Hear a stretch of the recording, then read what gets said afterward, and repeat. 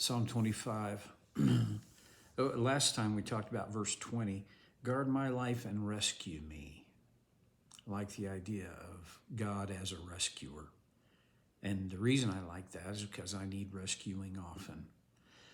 Do not let me be put to shame, for I take refuge in you. Verse 21. May integrity and uprightness protect me, because my hope, Lord, is in you.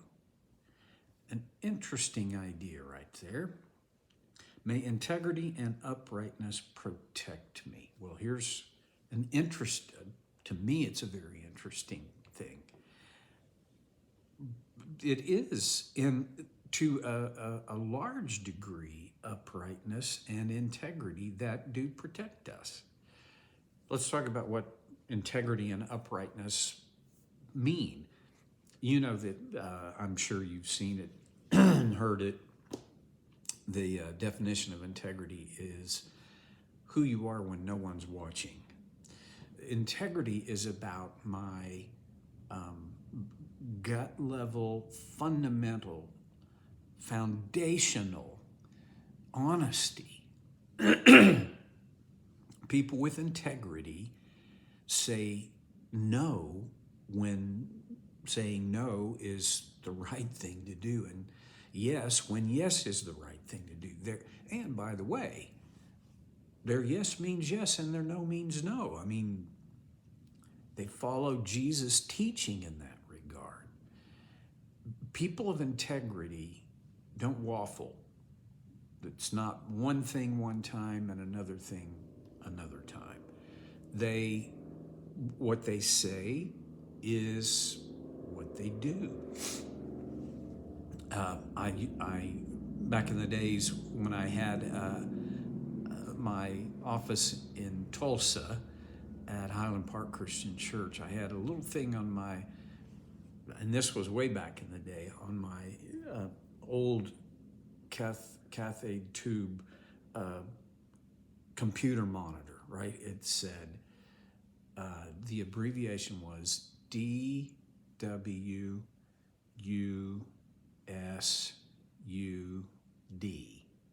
Do what you said you do. This is a people of integrity. They keep their promises. They're not just promise makers. They really are promise keepers. Okay, integrity shows up, or its absence shows up literally in every aspect of life. This is my experience anyway. And here's a thing I feel and believe. You can't have a little bit of integrity, right? Either you have it or you don't. There's another aspect of integrity that applies to construction. It's especially, by the way, I can break just about anything, but I can't fix or build much of anything. So I'm going with what I've been told. But think about the foundation of your house, whether it's on a slab or whether it has crawl space. It's got a foundation. And the integrity of the foundation is critical for the security of the structure. Okay, the integrity of that foundation means how reliable it is. Is it built correctly? Is it built well? Is it built strong? Will it support the weight of the structure? If it has integrity, yes. If it doesn't, no. And if the answer is no, then enjoy your house for a few years, because it won't be long and you're going to have big time trouble. Integrity. Integrity has to do with integration of my values and my practices. I've shared it before that we have two sets of values. We have espoused and practiced. I can tell you what my values are, but you know what they are by how I practice my life. Okay, people of integrity don't have a differing set. What they say their values are, you see in their practice, okay? And uprightness. Well, this is a little bit of a construction term. It has to do with plumb. Talk to a carpenter. I mean, a really good carpenter. Maybe a cabinet maker would be the guy I would go to and say, tell me about plumb. And he'll tell you it means it is upright. It is square. It's not, there's no, it's not off by degrees and it doesn't waver. Uprightness of character and integrity are kind of like Siamese twins. To have integrity, you got to be upright. And when you are upright, you have integrity. Now, here's I think a principle that you can count on. In my integrity, in your integrity, and in our uprightness, what we do and what we say will protect us. And here's one of the ways. If I do what I say I will do, there's a protection in that. The most shallow level, it protects my reputation. Then I don't have a reputation for writing checks that I can't cash. I don't have a reputation for being unreliable. Okay. When it comes to the bottom line of life, my uprightness and my integrity, they matter ultimately more than anything other than my faith in God's grace. See, people of integrity, upright people, they pay attention to God's design. One of the things about upright is it's relative to something else. Okay, the uprightness of the person of integrity is relative to God's design. If I live by God's design, I'm going to make mistakes. So this idea of integrity and uprightness is not about perfect. It's not about always making the right choice. It's not about never failing. It's not about never coming up short. Everybody is going to come up short. I mean, Paul wrote about this when he said, all have sinned and fallen short of God's glory, his design.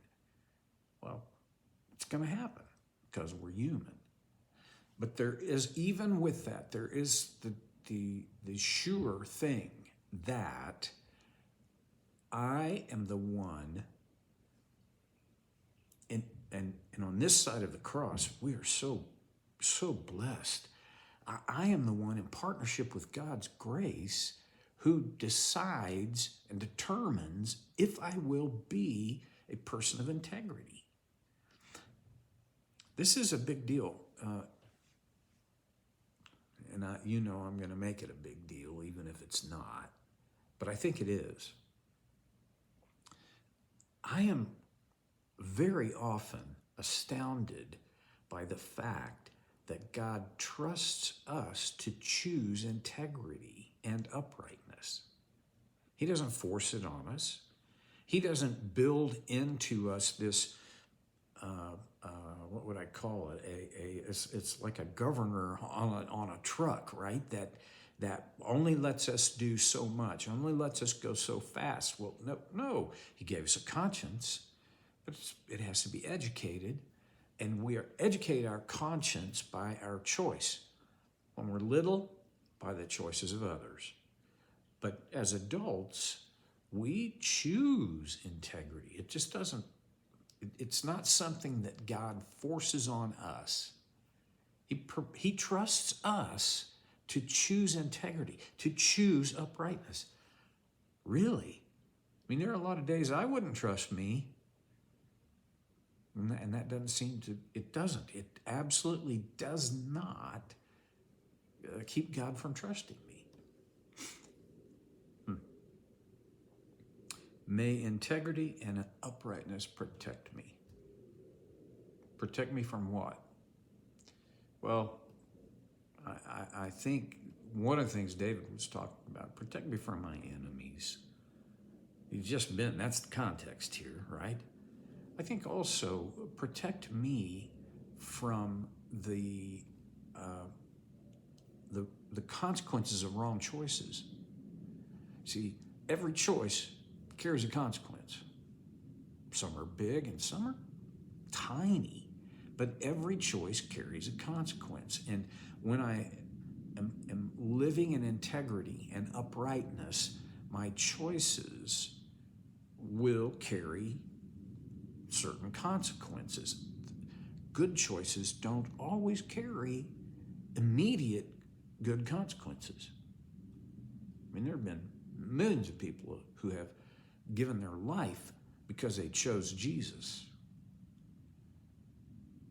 I will say, though, what we perceive happening in time, that's not all there is. I'm so grateful to God for this. Okay.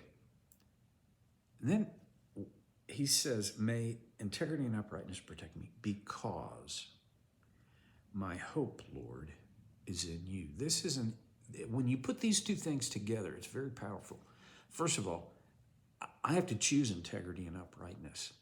And along with David, I want those good choices to protect me from negative outcomes. But it's not all about me. My hope, Lord, is in you. Or a couple of things on this. One is, I am not fully putting my hope only in my ability to live with integrity and uprightness, right? I'm not, my hope is not fully and only in what I'm able to pull off. So my hope is not in me. My hope is in the Lord as the power for my life, as the compass for the direction of my life, and the ability to do things that a person of integrity and uprightness would choose to do. Because my hope, Lord, is in you. Other versions say, I put my hope in you, Lord. I think this is a big key for me, and I think for everybody. Does this happen to you? Because it happens to me. My hope fades sometimes. And when it fades, I have to put it back on him. But my hope is not in what somebody else might do, what I might be able to do, what circumstances may bring me. It's okay to wish for those things, but hope is a deep, deep subject. And in the minute and 10 seconds I have left, I can't go very deeply into it. We talked about it before. But here's the thing. It is my best interest to ground my hope, keep putting my hope in the Lord. When it feels unsustainable, that's when I most need to put it back in him. Well, okay, so the challenge is, first of all, where's your hope today? I hope it's in the Lord. And if it has wandered, the challenge is put your hope in the Lord. I'm going to try to do that too. I'll see you next time in So Care with Stevie Boy.